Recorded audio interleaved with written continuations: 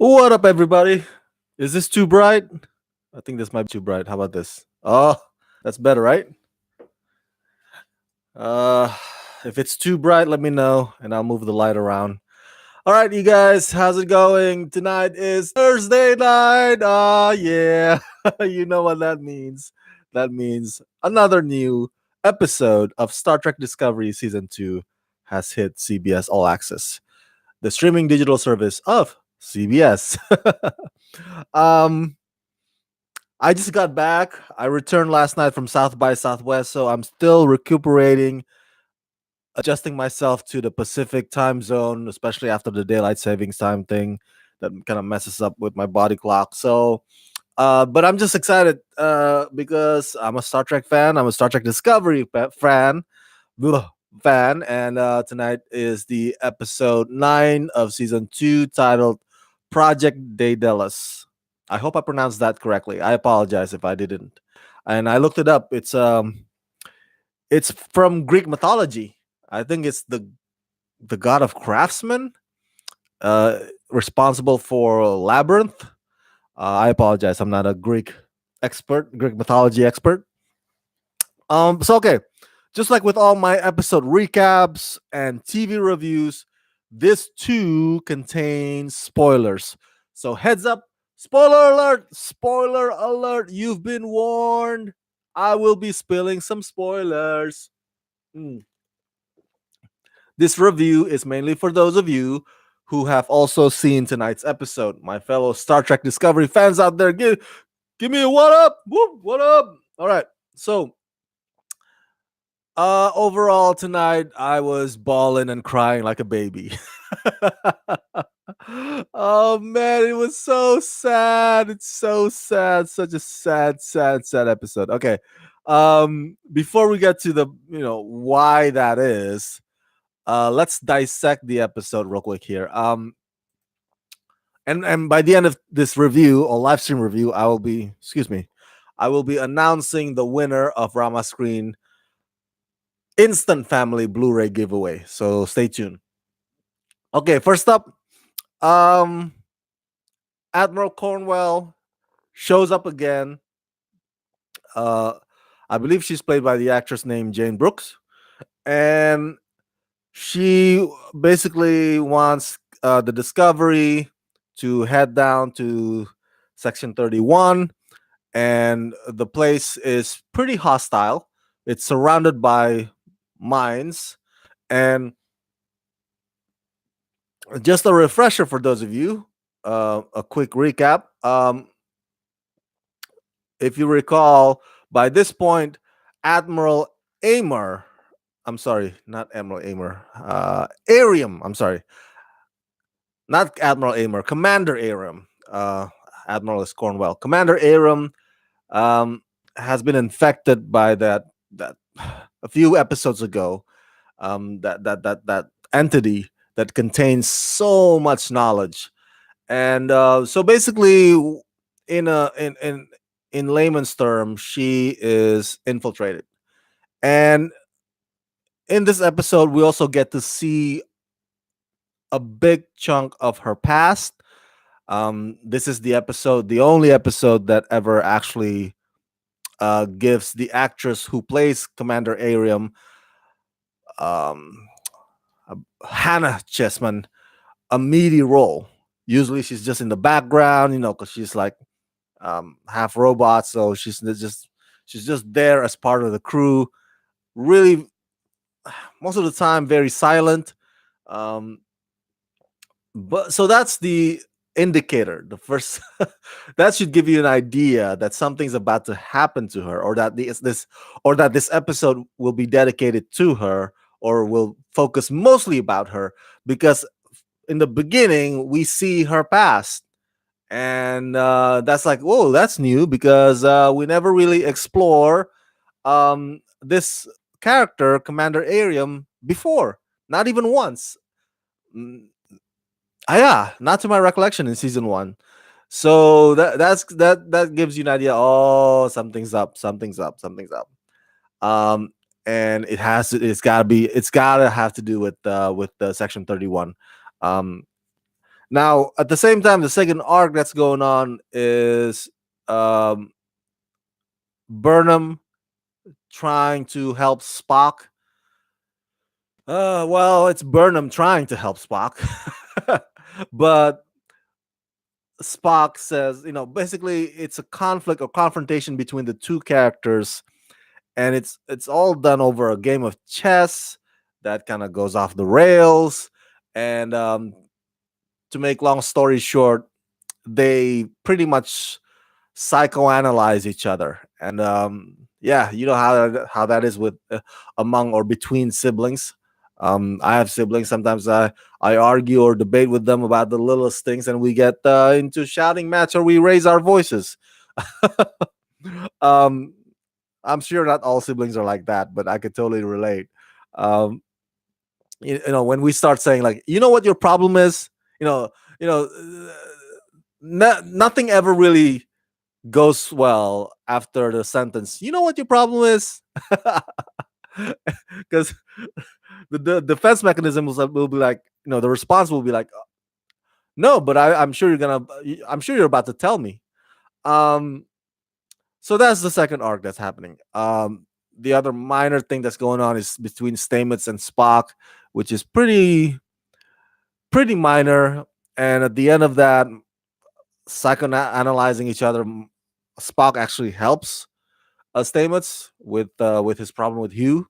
So sometimes I guess my point is that maybe sometimes it's good to have an outsider's perspective. Somebody to tell you like, hey, what Hugh needs is not that, but this. Something to that effect. Um, but not all of psychoanalyzing, situation always ends well like that. So okay, so that's just to give you the context.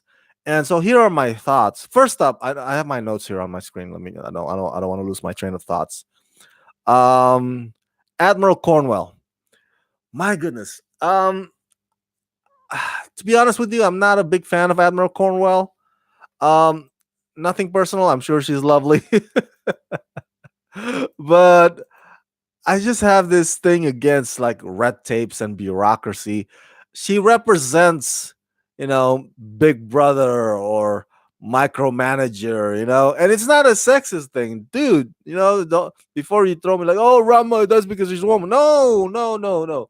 It doesn't matter if she's a woman or a man or whatever.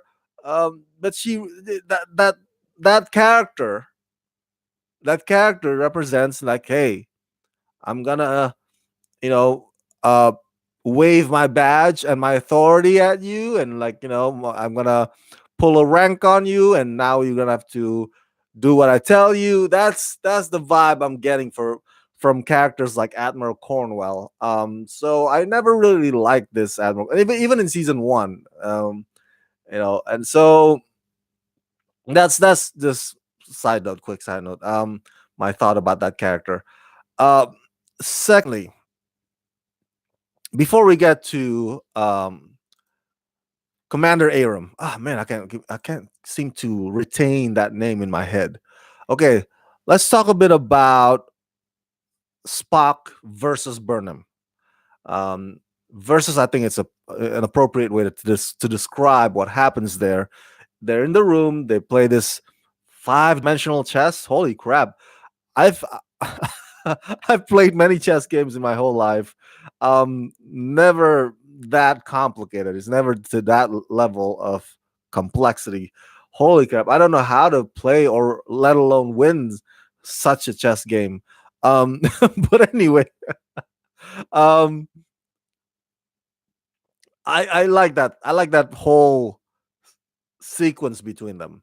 As I said earlier, they psychoanalyze each other, and then we get to see a little bit of flashback into the day when Burnham's parents died, and so it's like Spock and Burnham in that moment try to push each other's buttons. They try to push each other's buttons. Oh, I know how to fix you. Like No, you don't know how to fix me. You know what your problem is? you and then you blame yourself for your parents' death. You know, you're not you didn't know, you have no control. And then Burnham's like, hey, why are you resisting? I'm trying to help you to go back to logic by playing this chess. it's it's a very intense argument between two siblings that I feel to me feel organic, and it makes sense for I guess, airing it out, putting it out there. And I was like, oh, let's lay it all out on let's lay it all out on the table. Let's while we're being honest. So sometimes that could be, I guess, cathartic, therapeutic, you want to call it, but sometimes it can backfire. But I think in this case, it's a good thing because now, because we saw last week a bit of why they were estranged. Um, and now it's like, hey, uh, here's my problem with you. And I think here's the thing with brutal honesty, though. Because I keep things from my little sisters, and my little sisters would keep things from me. And that's, to me, that's okay.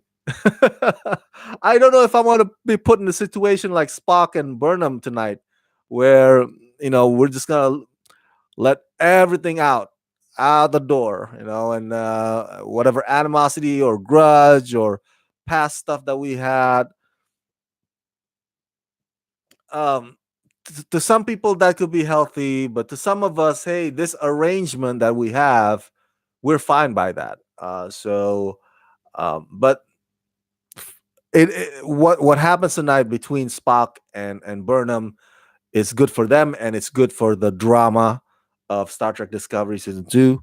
We see like the it's good for the character development. We're like, oh snap, now we're now, at least for me now, I'm wondering, um okay, so now they've been honest with each other and with themselves. So can they get past this? Can they move forward from this? Or is this whole thing with telling truth, that whole honesty moment, will that cause more rift and pushes them apart even further? I don't know. So that's the question that I have in my head about, in reaction to that whole thing. um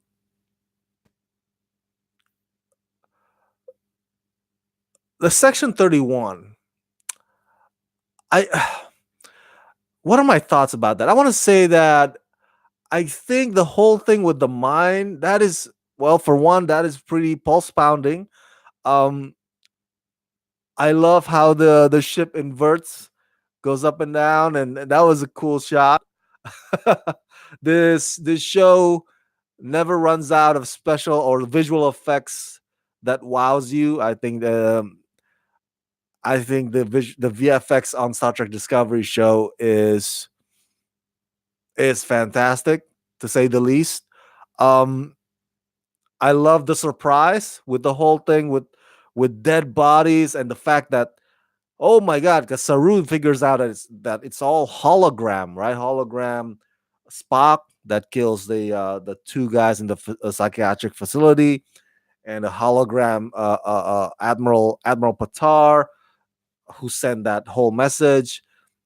That whole twist, that whole turn of events, I like that. It was just pretty. It's unexpected. Um, at least for me, I did not see it coming a mile away. So I was like, "Whoa, that is a very." I welcome that surprise. I welcome it. Um, with regards to Admiral, I'm sorry, Commander Arium. Um, I feel for the character, man. I feel for the character. Obviously, as you can see from tonight's episode, she barely has control of what she can navigate or maneuver with her body and her CPU system, what whatever you want to call it, because she's been infiltrated basically, and it's revealed in tonight's episode that could be the cause of the whole apocalypse thing that Spock envisioned. Um, there were moments in previous episodes and of course past season when characters had died, like for example the this universe's Philippa Giorgio died, right? And there are moments when characters almost died, right? Because Hugh died, but then he came back. So, but Saru almost died, and you almost felt like, oh my god, we're gonna lose Saru, but he ultimately did not die. Um, my point is that with Arium, our time as an audience, as fans, our time spent with this character Arium was very brief. It was very brief. When this universe's Philippa Georgia died, I didn't feel a thing because I felt like, oh my god, Michelle Yeoh died, not Philippa Georgia died. I feel like, oh, Michelle Yeoh, because I'm more at that time I'm more familiar with Michelle Yeoh than the character. Um, so it would impact me even more when Saru was almost dying. But for the case of Commander Arium, unfortunately, we never actually got to spend time. At least the writers never gave us the chance to actually get to know her until tonight. But I think the writers made or structured the story so well in that even though we did not get to know her prior or beforehand or in the whole season one, whatever, um, and a big chunk of the season two, even though despite that, this tonight's episode is meaty enough or full enough about her that made us really, I guess at least for me, I'm like, oh my god, I feel like I lost a long or an old friend. Even though the fact that I just got to know her tonight, but the story is so well designed and built around her, so much so that you actually feel, because they show her past when she was human, and the love of her life that she lost in that shuttle accident. And then we see, because she is like trying to decide which memories to delete, which ones to retain, and we see the times that she spent with her colleagues and or the crew members.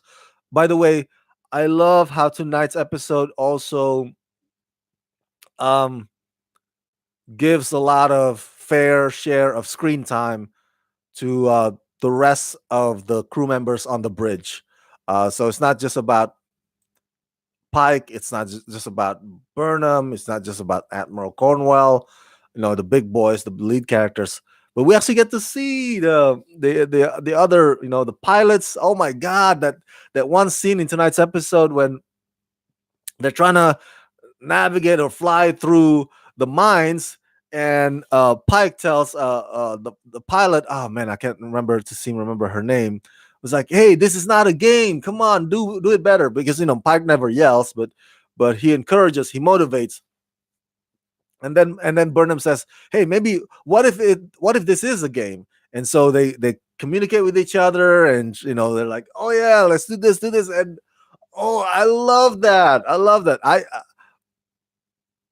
This is not like one of those shows, one of those other shows where you have three lead characters, and then there'll be like a whole big FBI office, right? Yeah, I'm looking at you, the Blacklist. I'm looking at you, 24. Where there's this office full of other characters, but but they're just like background people. They would sometimes go to the lead characters to with a paper on the board, and it's like, hey, can I have your signature on this document? But that's about it. No, this is not one of those other shows, man. This is not like that. Star Trek Discovery, the writers really want you to get a sense like the crew, at least on the bridge, their family, that they actually care for each other. And I think the writers did a fantastic job of addressing that to us tonight. Uh, Again, to the point that we feel really sad um, for Commander Ariam's passing, because she ultimately dies tonight. We feel sad for her because we get to see, even though even though we did not spend time with her prior to this, we get to see the times that she spent with her colleague and vice versa, with her colleagues and vice versa. And that's more than enough to let us know like these guys will have each other's backs and they will die for one another. And it makes sense that the person who pulls that lever that ejects Commander Ariam out into space, it makes sense that that person is somebody who's not from the crew, who's not on this, who's not from the Star Trek Discovery bridge family. That lady who I think was from Enterprise. I think she is. I think she is the security chief. So so it makes sense because then I think if Burnham is the one to, if Burnham had been the one that pulled the lever, I don't know if she can live with that. I don't know if she can live with with her decision or with herself, knowing that she did that to her friend Ariam. So yeah, to conclude this review, man, another fantastic episode, spectacular one, man. I don't know about you, but every time I watch a Star Trek Discovery episode every week, I feel like I don't want that hour to end. I don't want that episode to end. I want if only CBS All Access was bingeable, you know what I'm saying? Too bad they don't drop the whole season at once so we can binge watch it at once. Because by the end of this tonight's episode too, I was like, because they show the preview for next week, and it seems to suggest that there's gonna be a big grand funeral for Commander Ariam. And I'm like, oh, why can't we watch that already? Come on, I'm already crying right now. Might as well. Um, but no, we have to wait. We have to wait another week. Jeez, freaking CBS All Access. So, uh, overall, fantastic episode. Also sad and heartbreaking. As you know, nobody really dies in science fiction. Anybody can be resurrected in science fiction. Hence, Hugh. Um, but I think for this moment, it's safe to say goodbye to Commander Ariam and goodbye to the actress who plays Commander Ariam. Her name is Hannah Cheeseman. Uh, we, the fans, are going to really miss seeing her and her character on the bridge on Star Trek Discovery episode. But I think it's a wonderful, well, wonderful may not be the right way to say it. Bittersweet. There you go. It was a bittersweet send off, a bittersweet farewell. It was nicely written, um, and if anything, it makes us connect more, even more, with Tilly, Michael, and everybody on board. All the more if we haven't already. So yeah. Now where's that box of Kleenex? Oh my god. So what do you guys think of tonight's episode of Star Trek Discovery season 2 episode 9, titled Project Daedalus, um which also shows the passing or the death of Commander Ariam. What do you think? Were you feeling bummed out like I was? You know that the character had to die. Let me know. Share your thoughts in the comment section below. And now, okay, I haven't forgotten. Now we are announcing the winner of Rama Screen Instant Family Blu-ray Combo Pack. Remember, this is the movie that stars Mark Wahlberg and Rose Byrne. It came out last fall. It's a fantastic, heartfelt, funny, tear jerking comedy about foster care and child adoption. Oh, I highly recommend this. I could not recommend this more. You have got to put this on your must see list if you haven't done so already. So, the winner of Rama Screen giveaway instant family Blu-ray combo pack is, drumroll please, Nancy Loring. Nancy Loring from Berlin, New Hampshire. Nancy Loring from Berlin, New Hampshire. Congratulations, Nancy, and thank you for participating. And for those of you whose names did not get mentioned tonight, don't feel down, don't feel discouraged. There'll be plenty more opportunities. By the way, as a matter of fact, I just posted the latest giveaway, and that is for Mary Poppins Blu-ray combo pack. So go check it out at ramascreen.com. Okay. I think that should be it. Yeah. Well, thank you so much, you guys, for tuning in on this special live stream review of Star Trek Discovery Season 2, Episode 9. And come back next week, all right? Because I'll be doing another live stream, as I always do, of Star Trek Discovery episodes. God, I love this show. This show is so freaking awesome. As always, subscribe. Press that like button, ring that bell, and support me on Patreon at patreon.com/ramascreen. Let's rock this.